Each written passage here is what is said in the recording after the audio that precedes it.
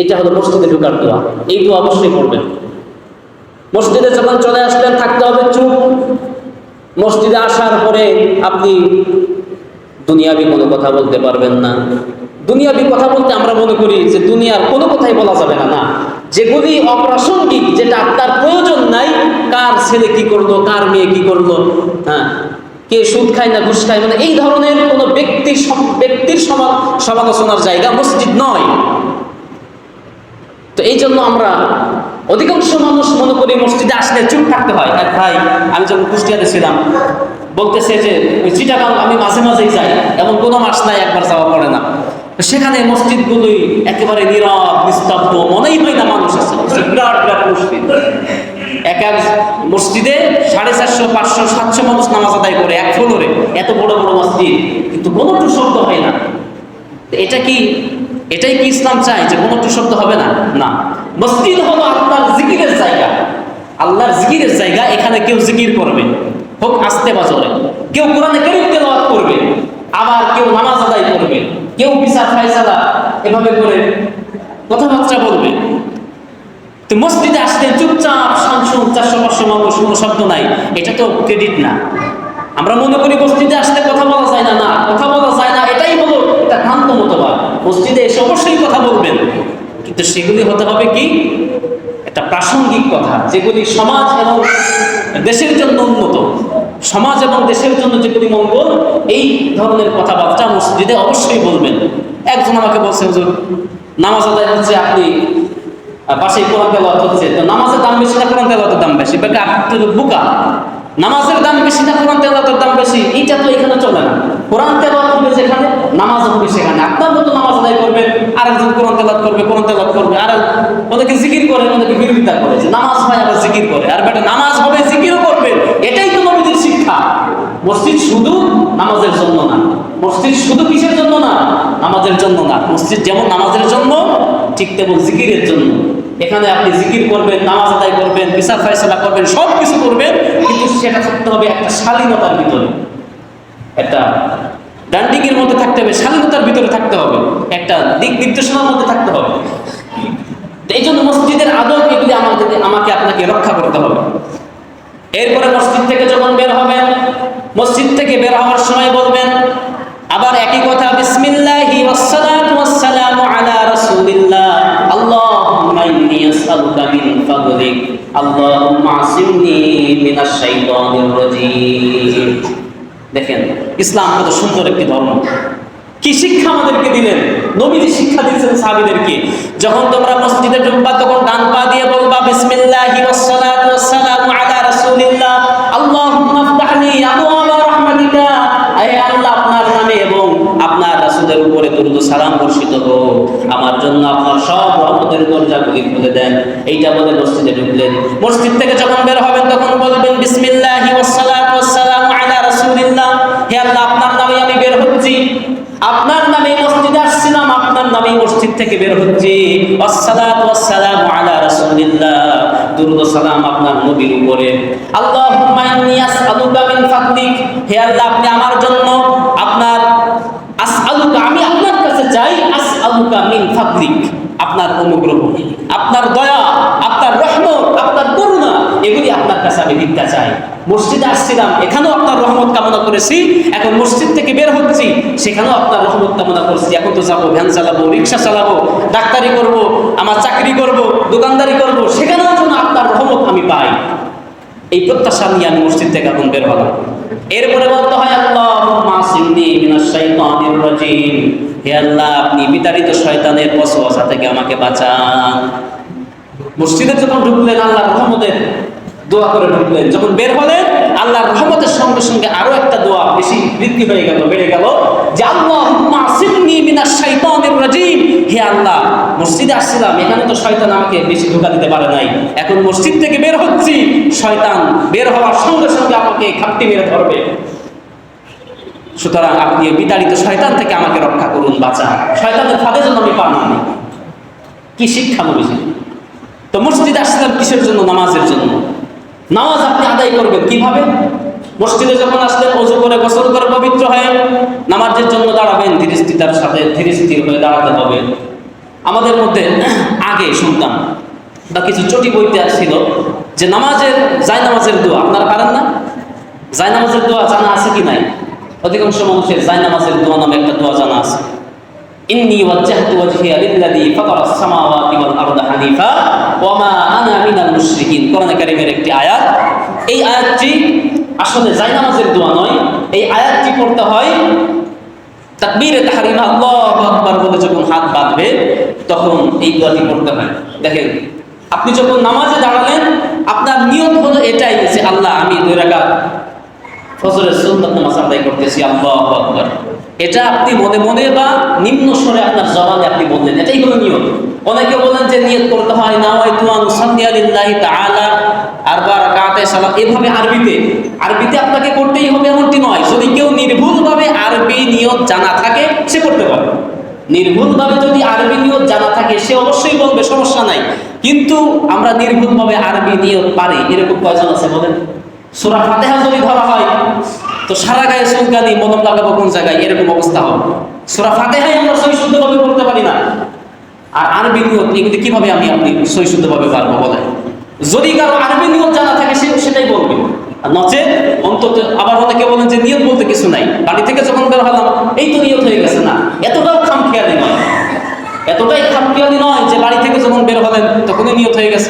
বিষয়টা হলো একটা মধ্যস্থতার বিষয় আছে, একটু বোঝা আছে। বাড়ি থেকে বের হলেন ঠিক আছে, আপনি যখন আসছেন নফল পড়বেন, সুন্নত পড়বেন, ফরজ পড়বেন, ওয়াজিব পড়বেন, আপনি এতটুকু শুধু বলবেন যে আল্লাহ আমি 3 রাকাত ভিতরের ওয়াজিব নামাজ পড়তেছি, আল্লাহু আকবার।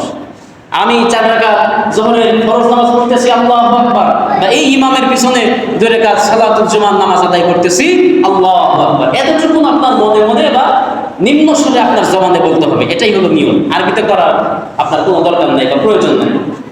নিয়ত যখন করলেন তখন কি করতে হয়? হাত বাঁধা হয়ে গেল, আপনি পড়বেন সুবহানাকাল্লাহুম্মা ওয়া বিহামদিকা ওয়া তাবারাকা ইসমুকা ওয়া তাআলা জাদ্দুকা ওয়া লা ইলাহা গায়রুক। এটার নাম কি?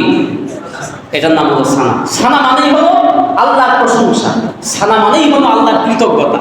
সানা শব্দের অর্থই হলো আল্লাহ রাব্বুল আলামিনের কৃতজ্ঞতা। আপনি যখন সানা পড়বেন সুবহানাকাল্লাহুম্মা, প্রথমেই বলবেন আল্লাহু আকবার। আল্লাহু আকবার বলে আপনি হাত বাঁধলেন, বুকের উপরে হোক নাভির উপরে হোক কোনো সমস্যা নাই, একটা হলেই হলো। বুকের উপরেও হাদিস আছে, নাভির উপরেও আছে, কিন্তু আমরা মনে করি নাভির উপরে বাঁধা এটাই হলো সহি শুদ্ধ, এটাই হলো সঠিক। তো যে যেটা করলে তো সমস্যা নেই, বাড়াবাড়ির কিছু নেই।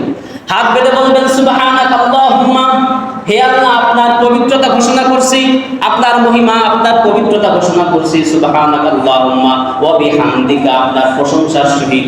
শুধু যে আপনার পবিত্রতা ঘোষণা করছি এটা না, আপনার প্রশংসার সহিত আপনার পবিত্রতা আমি ঘোষণা করতেছি এই নামাজে দাঁড়িয়ে।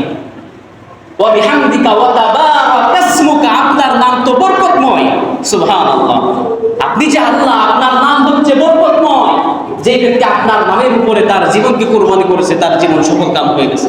যে ব্যক্তি আপনার নাম নিয়ে যে ব্যক্তি তার জীবনকে পরিচালিত করেছে তার জীবনটা ধন্য হয়ে গেছে। আপনার নাম হচ্ছে বরকতময়। ওয়া তাবারাকা ইসমুকা ওয়া তাআলা জাদ্দুকা, আপনার শান, আপনার মান, আপনার মর্যাদা বহু ঊর্ধ্বে, অনেক উঁচুতে আপনার মান। ওয়া তাআলা জাদ্দুকা ওয়া লা ইলাহা গায়রুক, আপনি ছাড়া কোনো ইলাহ নাই। দুনিয়ায় যত বড় ক্ষমতাশালী হোক না কেন, লাত মানাত উজ্জা ভবন, যত মূর্তি আছে, যত দেবতা আছে, এগুলি সব ভুয়া জোয়া। ওয়ালা ইলাহা গায়রুক, আপনি ছাড়া কোনো ইলাহ নাই, আপনি ছাড়া কোনো, যদি তাদের ভাষায় বলা হয়, দেবতা নাই। সানা শেষ হয়ে গেল। হযরত আলী রাদিয়াল্লাহু তাআলা আনহু বলছেন এই সানার জায়গায় নবীজি এই দোয়াটিও পড়তেন। হযরত আলী রাদিয়াল্লাহু তাআলা আনহু একটি হাদিসে বলছেন যে কখনো নবীজি এই দোয়া পড়তেন, আবার কাউকে এই দোয়া শিক্ষা দিয়েছেন, যখন আল্লাহু আকবার বলে হাত বাঁধবে তখন পড়বে ইন্নী ওয়াজ্জাহতু ওয়াজহিয়া লিল্লাযী ফাতারাস সামাওয়াতি ওয়াল আরদা হানিফা ওয়া মা আনা মিনাল মুশরিকিন ইন্না সালাতি ওয়া নুসুকি ওয়া মাহইয়ায়া ওয়া মামাতি লিল্লাহি রাব্বিল আলামিন। এভাবে করে কয়েকটি আয়াত এখানে বর্ণিত আছে। হয়তো সানা নয়তো এই ইন্নী ওয়াজ্জাহতু ওয়াজহিয়া লিল্লাযী, এই দোয়াটি হাত বাঁধার পরে পড়বে। এরপরে আউযু বিল্লাহি মিনাশ শাইতানির রাজীম, বিসমিল্লাহির রহমানির রহিম, আস্তে আস্তে মনে মনে আউযু বিল্লাহি, মনে মনে বলতে আবার ওই মনে মনে না। আমাদের দেখেন কিছু ভূত আছে, আমরা একটা বাংলা কথা সবাই বুঝি। এখন যদি আমরা মনে করি যে আমরা এখানে বসে বসে মনে মনে পাবনা সুইটের মিষ্টি খাবো, খাইতে পারবো? সম্ভব না। মনে মনে যতই মিষ্টি খান, জিব্বায় মিষ্টি লাগবে? লাগবে না। মনে মনে বলতে কিছু নাই, নিম্ন স্বরে। আমাদের অনেকে নামাজে দাঁড়ান, কিছু বুঝাই যায় না যে বেচারা ঘুমায় নাকি কিছু পড়ে, মুখ চোখ সব বন্ধ থাকে। না, এরকম না। আপনার ঠোঁট নড়বে, এতটুকুন আওয়াজে আপনি সূরা কিরাত দরুদ পড়বেন যে আপনি নিজ কানে শুনতে পারেন, আল্লাহুম্মা সাল্লি আলা মুহাম্মাদ ওয়া আলা। কিন্তু একবারে দাঁড়ায় আছে কাঠের মতো, কিছু নড়েও না চড়েও না, এরকম হবে না। মনে মনে বলতে কিছু নাই, নিম্ন আওয়াজে। জাহেরি আর বাতিনি, বাতিনি বলতে নিম্ন আওয়াজ আপনাকে পড়তে হবে, মনে মনে পড়তে হবে না। মনে মনে আপনি মিষ্টি খাইলে যেরকম জিহ্বায় মিষ্টি লাগে না, মনে মনে দোয়া পড়লে আপনার দোয়াটা প্রযোজ্য হবে না। এই জন্য আউযুবিল্লাহ বিসমিল্লাহ পড়লেন, এরপরে শুরু করবেন সূরাতুল ফাতিহা। সূরাতুল ফাতিহা শুরু হচ্ছে আলহামদুলিল্লাহি রাব্বিল আলামিন। নামাজে প্রথমে বলছিলাম মসজিদে আসা একটা আদব নিয়ে আসতে হয়, একটা সিস্টেমের মধ্যে আসতে হয়। দোয়া পড়ে ঢুকলেন, এরপরে নামাজের জন্য নিয়ত করলেন নিম্ন আওয়াজে। নিয়ত করার পরে আল্লাহু আকবার বলে হাত বেঁধে সানা পড়লেন, অথবা ইন্নী ওয়াজ্জাহতু ওয়াজহিয়া লিল্লাযী, এই দোয়াটি পড়লেন। এরপরে আউযু বিল্লাহি মিনাশ শাইতানির রাজীম, বিসমিল্লাহির রহমানির রহিম, আলহামদুলিল্লাহি রাব্বিল আলামিন। নবীজি বলছেন লা সালাতা ইল্লা বিফাতিহাতিল কিতাব। নবীজি বলছেন যে সূরা ফাতিহা ছাড়া কোনো নামাজই হবে না। আপনি যে নামাজই পড়েন, জানাজার নামাজ পড়েন, আপনি ঈদের নামাজ পড়েন, জুমার নামাজ পড়েন, সুন্নাত, নফল, ফরজ, ওয়াজিব, মান্নত, যে নামাজই আপনি পড়েন না কেন সূরা ফাতিহা আপনাকে পড়তেই হবে, পড়তেই হবে।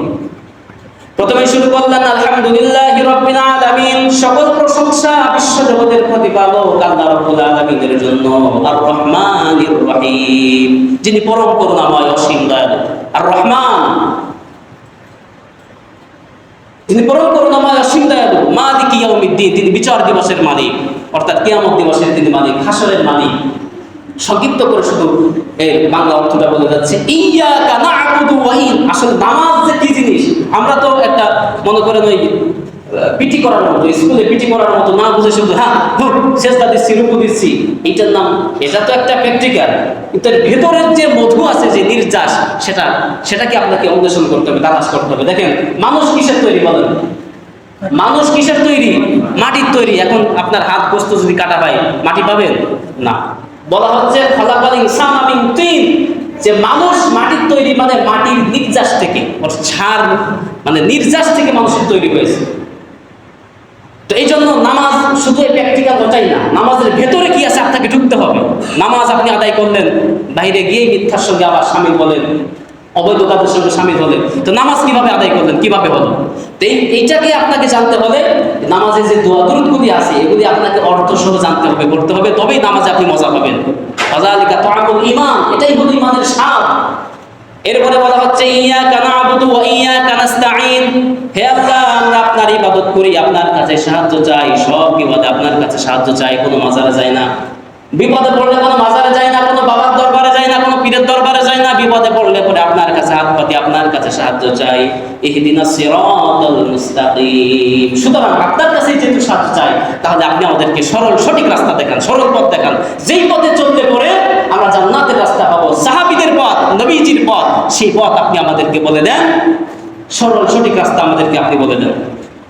সিরাতাল্লাযীনা আন'আমতা আলাইহিম, কোন পথের নাম আল্লাহ পাক বলে দিলেন, ওই পথ চাই তোমার আপনার কাছে, আমরা চাই যেই পথের উপরে আপনি মানুষদেরকে অনেককে নিয়ামত করেছেন, অনেককে নিয়ামত প্রাপ্ত হয়েছে, যেই পথের উপরে চলে সেই পথ চাই। অর্থাৎ নবীয়িন, সিদ্দীকিন, শুহাদা, সালিহিন, এই চার শ্রেণীর ব্যক্তিদের পথই হলো সরল সঠিক পথ, সেই পথ আমরা চাই। গায়রিল মাগদুবি আলাইহিম ওয়ালাদ-দাল্লিন, ওই লোকদের পথ আমরা চাই না যাদের উপরে আপনি লানত দিয়েছেন এবং যারা অভিশপ্ত। অভিশপ্ত হলো ইহুদিরা, আর লানত প্রাপ্ত হলো খ্রিস্টানরা। ইহুদি খ্রিস্টান তারা যেই মত, তারা যে পথের উপরে চলে, ওই পথ আমরা চাই না। আমরা চাই নবীয়িন, সিদ্দীকিন, শুহাদা, সালিহিন, এই চার শ্রেণীর ব্যক্তিদের পথ, সরল সঠিক পথ, সেই পথ আমরা চাই। এটা আপনি আমাদেরকে দেন। এরপরে লাস্টে বলা হচ্ছে আমিন। আমিন কিন্তু কোরআনের শব্দ না, মানে সূরা ফাতিহার অংশ নয়, এটা হলো হাদিসের মধ্যে বলা হচ্ছে। নবীজি বলছেন যে তোমরা যখন সূরাতুল ফাতিহা নামাজে তেলাওয়াত করো, তখন ফেরেশতারা, এটা নামাজে সূরা ফাতিহা তেলাওয়াত করা হলো। দেখেন 7 আয়াত বিশিষ্ট এই সূরাটি, প্রথম 3টি আয়াতে আল্লাহ রাব্বুল আলামিনের প্রশংসা, পরিচয়।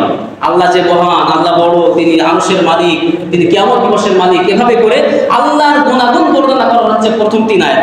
পরের 3 আয়াতে আল্লাহর কাছে আমরা সাহায্য চাচ্ছি, আল্লাহর কাছে কিছু চাচ্ছি। তো এই চাওয়াটা যেন পূর্ণ হয় সেজন্য ফেরেশতারা এই সূরা ফাতিহা তেলাওয়াত করার শেষে তারা ফেরেশতারা বলেন আমিন। সূরা ফাতিহার শেষে ফেরেশতারা কি বলেন? আমিন। এই জন্য আমরা নামাজের ভেতরে অনেকে আস্তে আমিন বলেন, অনেকে জোরে বলেন। আস্তেই হোক বা জোরেই হোক, যেটাই হোক সেটা হাদিস মোতাবেকই হচ্ছে, এটা নিয়ে মারামারির কিছু নাই। যেভাবে বলেন সেভাবেই বলবেন, সমস্যা নেই। সূরা ফাতিহা শেষ, এবার আপনি আরেকটি সূরা মিলাবেন। সূরা ফাতিহা শেষ হয়ে গেল, গায়রিল মাগদুবি আলাইহিম ওয়ালাদ-দাল্লিন, আমিন। এরপরে আপনাকে বলতে হবে বিসমিল্লাহির রহমানির রহিম। আবার নিম্ন আওয়াজ, মনে মনে না, নিম্ন আওয়াজে বললেন বিসমিল্লাহির রহমানির রহিম। কিছুই পারেন না, হয়তো সূরা ইখলাসই পারেন, পড়েন ইখলাস। কুল হুয়াল্লাহু আহাদ। হে রাসূল আপনি বলুন আল্লাহ এক। সূরা ইখলাস আপনি পড়লেন, কুল আল্লাহু আহাদ আল্লাহু সামাদ লাম ইয়ালিদ ওয়া লাম ইউলাদ ওয়া লাম ইয়াকুল লাহু কুফুয়ান আহাদ। কি পড়লেন আপনি কিছুই জানেন না। ওই ওজাদের মতো, যারা সাপের বিষ নামায়, ওজাদের মতো আপনি কি পড়লেন, ওরা যে কি বলে ওরা নিজেরাও বোঝে না। তা আপনি কি পড়লেন সেটা আপনি বুঝবেনই না। সূরা ইখলাসে কি বললাম? আল্লাহর কাছে আপনি বললেন কুল আল্লাহু আহাদ আল্লাহু সামাদ লাম ইয়ালিদ ওয়া লাম ইউলাদ ওয়া লাম ইয়াকুল লাহু কুফুয়ান আহাদ। পড়ার কোনো সৌন্দর্য নাই, অর্থও জানা নাই, নামাজ কিভাবে হবে? আর ঈমানের স্বাদ আপনি কোথায় পাবেন বলেন? আর যখন আপনি অর্থ জানবেন আর সুন্দরভাবে পড়বেন, কুল হুয়াল্লাহু আহাদ, বলো আল্লাহ এক। নামাজের মধ্যে আপনি বলছেন যে কুল হুয়াল্লাহু আহাদ, সাক্ষ্য দিচ্ছি আল্লাহ এক, আল্লাহুস সামাদ, তিনি অমুখাপেক্ষী। কারোর কাছে তাকে ধন্যবাদ দিতে হয় না, কারোর কাছে তাকে ওই সিগনেচার নেওয়ার জন্য যাওয়া লাগে না, তিনি নিজেই একাই 100। কারোর কাছে তিনি ধন্যবাদ দেন না, কারণ মুখাপেক্ষী তিনি নন। লাম ইয়ালিদ ওয়া লাম ইউলাদ, তাকেও কেউ জন্ম দেননি, আবার তার থেকেও কেউ জন্ম দেয়নি, না তার মা বাবা আছে না তিনি নিজে মা বাবা। তার মতো সে এক এবং অদ্বিতীয়। সূরা ইখলাস পড়লেন, চলে গেলেন রুকুতে, আল্লাহু আকবার, রুকুতে চলে গেলেন, সেখানে কি সুবহান রাব্বিয়াল আযীম, সুবহান রাব্বিয়াল আযীম, সুবহান রাব্বিয়াল আযীম এভাবে পড়বেন না? এটা তো হবে না। সুন্দর করে আপনাকে আরবি ভাষা, প্রতিটি ভাষা, বাংলা যদি বলেন ডাক্তার সাহেব আমার অসুস্থ, আমি খুব সমস্যা আছে, আমার কিছু করে দেন, দিতে পারবেন? পারবে না। সুন্দরভাবে বলতে হবে। তা আল্লাহর কাছে আপনি সুন্দরভাবে যদি না বলেন সুবহান রাব্বিয়াল আযীম, সুবহান রাব্বিয়াল আযীম, আল্লাহ কি বুঝবে আপনাকে কি দিবে বলেন? সুন্দরভাবে, শালীনভাবে উচ্চারণ করে বলবেন সুবহান রাব্বিয়াল আযীম, সুবহান রাব্বিয়াল আযীম, সুবহান রাব্বিয়াল আযীম। কয়বার? সর্বনিম্ন 3 বার। এর উপরে বলতে পারেন, 5-7 বার বলতে পারেন, সমস্যা নেই। সামি আল্লাহু লিমান হামিদা রব্বানা লাকাল হামদ হামদান কাসীরান তাইয়িবান মুবারাকান ফি। এই দোয়াটি পড়তে হয়, যারা পারেন পড়বেন, না পড়লেও সমস্যা নাই। কিন্তু অনেকে কি করে, রুকু থেকে উঠে সামি আল্লাহু লিমান হামিদা আল্লাহু আকবার বলে আবার রুকুতে চলে গেল না। সামি আল্লাহু লিমান হামিদা বলে উঠলেন, এখানে আপনাকে একটু সময় দিতে হবে, দাঁড়াতে হবে, অপেক্ষা করতে হবে। এটা হলো ওয়াজিব। যদি মাথা পরিপূর্ণভাবে সোজা করে না দাঁড়ান আর সিজদায় চলে যান, ওয়াজিব তরফ হলো সিজদা না দিলে নামাজে হবে। এই জন্য আজকে আমাদেরকে নামাজটা সহিষ্ণুভাবে শিখতে হবে। সুবহান রাব্বিয়াল আযীম 3 বার সহিষ্ণুভাবে বললেন, সামি আল্লাহু লিমান হামিদা, উঠে দাঁড়ালেন, রব্বানা লাকাল হামদ হামদান কাসীরান তাইয়িবান মুবারাকান ফি। এইটা বলার পরে আপনি আবার সিজদায় গেলেন। এভাবে নিয়মতান্ত্রিকভাবে আপনি 2 রাকাত অথবা 4 রাকাত পরিপূর্ণ করবেন। এখন ওই সালাম ফিরানোর আগে যে আমরা বসি, অনেকে মানে কি যে পড়ে বুঝি না। আমরা তো ছোটবেলা থেকে নামাজ আদায় করি, সেই 5-7 বছর থেকে, যেহেতু মাদ্রাসায় পড়ে আসতেছি, এখনো এত ফাস্ট হয়নি। এই জুমার নামাজের পরে 4 রাকাত বাদাল জুমা যেটা আমরা বলে জানি, এইটা পরে পেছনে দেখি ওই মুয়াজ্জিন সাহেব আর টাকা গোনার জন্য 2-1 ছাড়া সব চলে গেছে। আপনি কি পড়লেন? আরে আমি ইমাম সাহেব যে ছোটবেলা থেকে নামাজ পড়ি, আমারই নামাজ শেষ হলো না, আর আপনি কিভাবে চলে গেলেন বাড়িতে? বাড়িতে অনেকের খাওয়া দাওয়া হয়ে যায়, তো কি নামাজ পড়লেন আপনি 4 রাকাত বাদাল জুমা? কি পড়লেন? কি বললেন আল্লাহর কাছে? নামাজ তো এই জন্য তো আমাদের নামাজ আমাদেরকে খারাপ কাজ থেকে ফেরাতে পারে না। ইন্নাস সালাতা তানহা আনিল ফাহশাই ওয়াল মুনকার। নিঃসন্দেহে সালাত, নামাজ মানুষকে খারাপ ফায়সা কাজ থেকে বিরত বাঁচায়। আর আপনাকে বাঁচাইতে পারলো না, তার কারণ হলো কাঙ্ক্ষিত আমাদের নামাজ আপনার হচ্ছে না, এই জন্য বাঁচাইতে পারলো না। এরপরে আত্তাহিয়াতু বললেন, এর অর্থ আপনাকে জানতে হবে, না হলে স্বাদ পাবেন না, এর মজা পাবেন না। দুরূদ শরীফ পড়বেন, অর্থ জানতে হবে, নাহলে মজা পাবেন না। দোয়া কুনুত পড়বেন, অর্থ জানতে হবে, নাহলে মজা পাবেন না। দোয়া মাসুরা পড়বেন, প্রতিটি দোয়া, প্রতিটি সূরা যদি অর্থসহ সুন্দরভাবে আপনি পড়েন, নামাজের স্বাদ পাবেন। তখন বাহিরে গিয়ে মিথ্যা বলতেও জবানে বাধা দিবে, কি রে তুই না নামাজ পড়ে আসলি কত সুন্দর করে। আর এইভাবে শুধু এসে কোনো রকম পিটি করার মতো ডিপডাপ মারে যখন চলে যাবেন, নামাজ পড়ছি নাকি কি করছি কিছু ফিলই পাবেন না, কোনো ফিলই থাকবে না আপনার মধ্যে। এই জন্য গ্যারান্টি দিয়ে বলতে পারি, যদি এভাবে অর্থসহ সুন্দরভাবে 2 রাকাত নামাজ আপনি আপনি করতে পারেন। বাহিরে যাওয়ার পরে আপনার বিবেক খারাপ কাজ করতে বাধা দিবে যে কি রে তুই না এত ভালো করে নামাজ পড়ে আসলি এখন এই কাজ করবি। আল্লাহ রাব্বুল আলামিন আমাদের সকলকেই নামাজটা অন্তত সুন্দরভাবে পড়তে পারি। আর পড়তে হলে আপনাকে শিখতে হবে, জানতে হবে। আসেন, আমি তো থাকি, কিভাবে পড়তে হয়, দোয়া দরুদ করি, সব কিছু ইনশাআল্লাহ শেখায় দেওয়ার জন্য আমি প্রস্তুত। কিন্তু আপনাদের প্রস্তুত হতে হবে, শুধু ইমাম সাহেব করে হবে না, মুসল্লিদেরকে আলাদা করতে হবে। আল্লাহ রাব্বুল আলামিন আমাদের সকলকে কবুল